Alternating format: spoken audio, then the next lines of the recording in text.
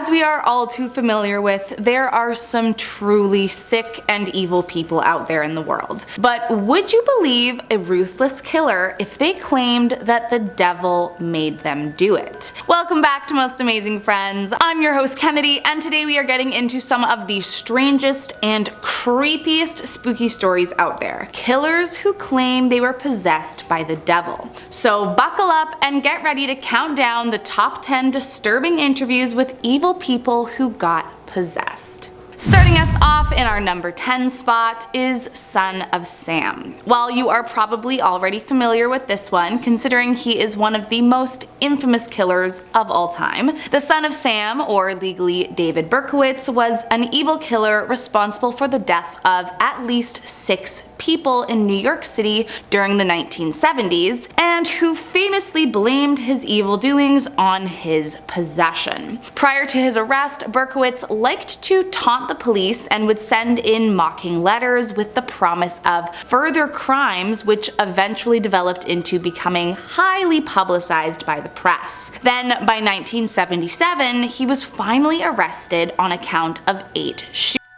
Now, initially, he confessed to all of the killings, stating he was obeying orders of a demon that manifested in his neighbor's dog, Sam, hence the name, and was sentenced to 6 consecutive life sentences in state prison. Berkowitz claimed that the dog demanded the blood of pretty young girls and that the possessed Labrador issued irresistible commands. Even scarier, in 1977, after his arrest, he was permitted to write a letter to the public, in which he stated that there were other sons, seemingly meaning he was not alone in these crimes, but no one else was ever charged. Now, I have to admit, later in the 90s, after becoming an evangelical Christian, he backpedaled, saying that the devil in the dog story was all a hoax, and that he was actually a part of a satanic cult that orchestrated the incidents as ritual killings. But I mean, either way,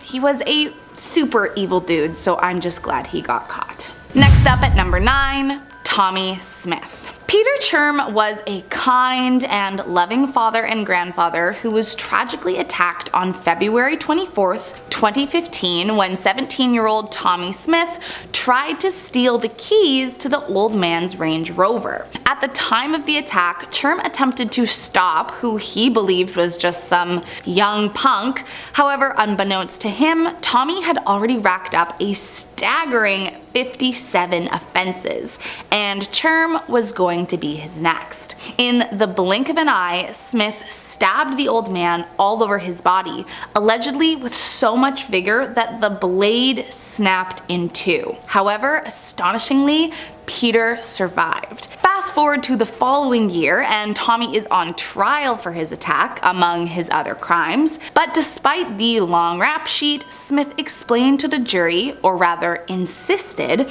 that he was not responsible for his actions, as he had been possessed by a demon on that terrible day. Now, it's hard to say if the jury really did take it into account or not. However, it was also known that Smith was diagnosed as a paranoid schizophrenic, and so he was cleared of the killing charge and instead sent to a secure hospital indefinitely. Coming in at number 8, a Satanist group. In August of 2008, in a forest outside the city of Yaroslav, police were horrified when they came across 4 utterly corpses. The bodies had been desecrated beyond belief, but after lots of hard work, investigators were able to determine that all of the victims were and that each had been robbed either before or after their death. However, after taking into consideration the brutality of the crime, they weren't convinced that robbery was the only motive. Eventually, they discovered the atrocity had been carried out by a group of 6 self-proclaimed Satanists who, after a number of animal sacrifices, felt that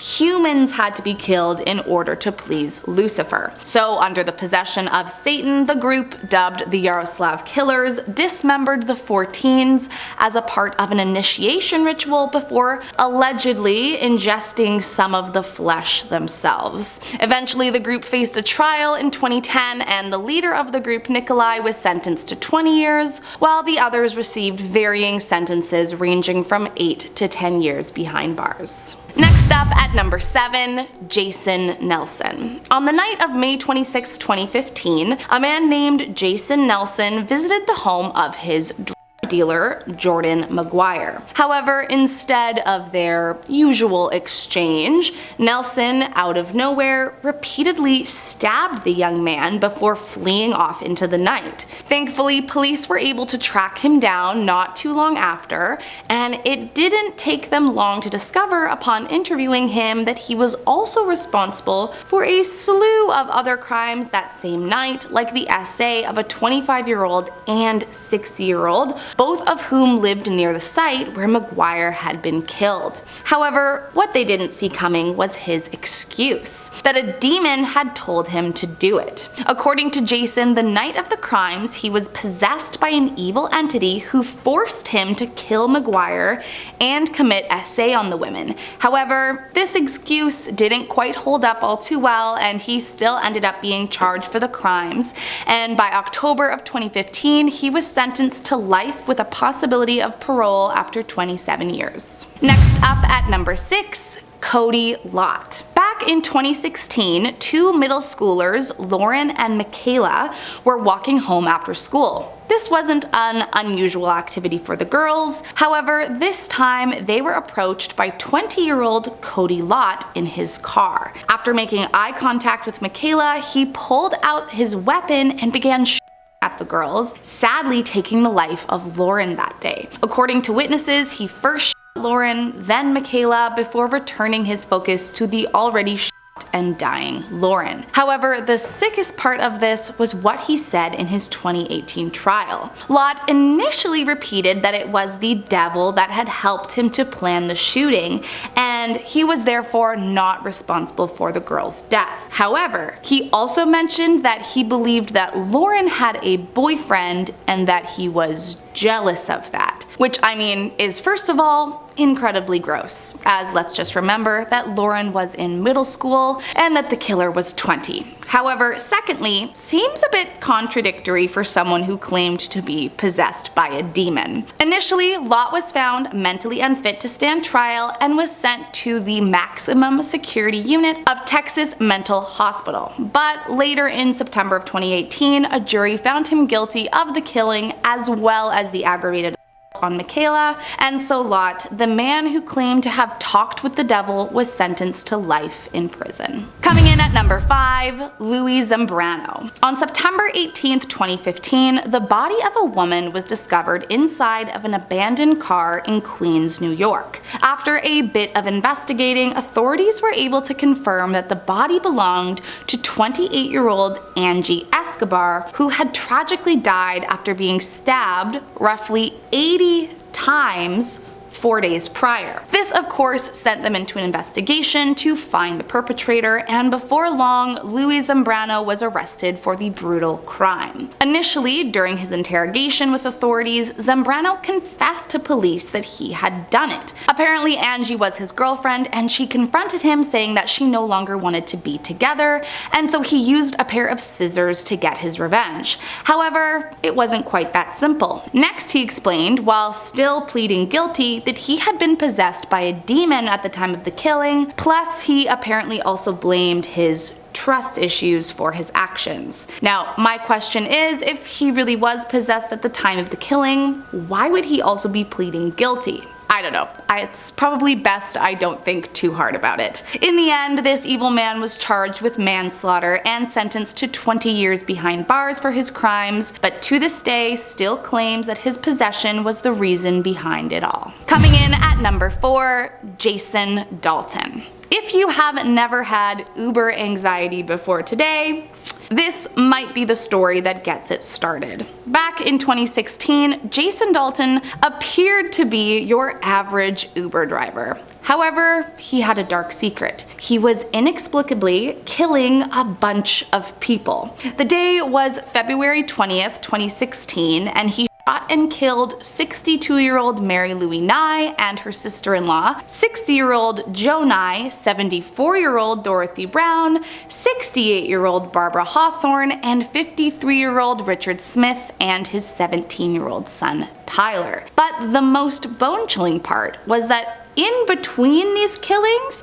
he continued to pick up and drop off passengers at their preferred destinations. Now, out of all of the possessions I've heard about, Dalton's story is easily the wildest, as he told police during his interrogation that it was the actual Uber app that had taken over his mind. Quote, "I know you guys are gonna have a hard time believing this, but it literally took over my mind and body." He then elaborated, saying that he saw, quote, "the symbol of the Eastern Star inside the Uber app, and a horned devil head regularly appeared on his phone screen whenever he logged on for work." After a 3-year-long trial, Dalton was sentenced to life in prison, but even so, he stood firmly by his statement that a demon living in the Uber app possessed him to randomly kill 7 people. Coming in at number 3, Arne Johnson. In the early 1980s, the Glatzel family and Arne Johnson made headlines after Arne, seemingly out of nowhere, was not only charged for killing his landlord, but was the first man in the US to claim demonic possession as the reason for his innocence against the charges he was facing. However, to explain his 1981 charges, we have to go back a little. Prior to the infamous trial, the youngest member of the Glatzel family, David Glatzel, began seeing visions of what he described was a man with big black eyes, a thin face with animal features, jagged teeth, pointed ears, horns, and hooves. Soon after, David was believed to be possessed by an evil demon living inside their home. Eventually, after things began getting worse, the family enlisted the help of the famed duo Ed and Lorraine Warren, hoping that they could drive the demon out of the boy. Now, Arne Johnson was the fiance of David's older sister Debbie, and allegedly during the final exorcism on David, Arne stormed in and told the demon to leave the boy alone and come into him. And according to Arne, that is exactly what happened. A few months later, he got into an argument with his landlord, who he had previously had a good standing relationship with, and stabbed him multiple times. In the end, he was convicted for his crimes, but never wavered that the devil had made him do it. Coming in at number 2, Michael Taylor. Back in 1974, a beloved and cheerful family man without any previous criminal history seemed to suddenly change overnight into a different person. The previously non-religious man joined a local church and quickly became entangled with a 21-year-old preacher, Marie Robinson, who convinced her congregation that the power of God could drive out their demons. However, strangely, the more he became involved with Robinson and the church, the more he changed. The once kind and patient man was turning irritated and foul-mouthed, and it all came to a head when he and the preacher were found naked together. This kind of behavior was so out of character for Michael that the church decided to exorcise him, believing he was possessed. They strapped him down and allegedly exorcised a whopping 40 demons from his body, but it would turn out that that wasn't enough, as still 3 demons remained inside him. That night, Michael brutally killed and dismembered his wife and dog, and upon being arrested, told police that he was possessed by Satan, who had compelled him to destroy everything living within his house. Deemed unfit for trial, Taylor was ultimately found not guilty by reason of insanity and sent to a psychiatric facility to live out the rest of his life. And last up in our number 1 spot, Sean Sellers. In his early years, Sean had a very difficult life. His upbringing was a mixture of unreliable and abusive alcoholic parents, mixed with incredibly cruel psychological torture from nearly every adult in his life. And tragically, this pattern of abuse eventually led to a giant explosion that resulted in multiple deaths. On the evening of March 5th, 1986, while wearing nothing but his underwear,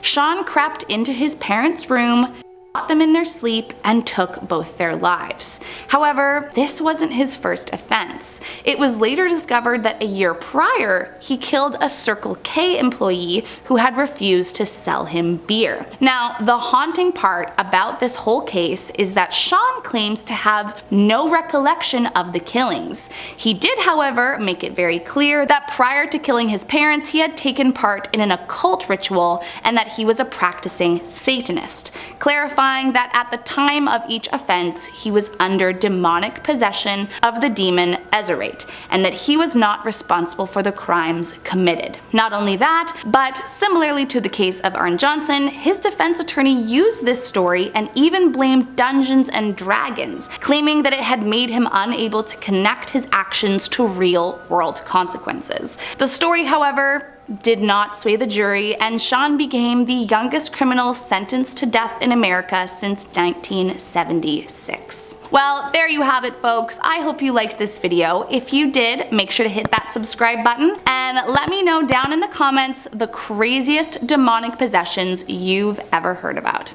I'll see you next time.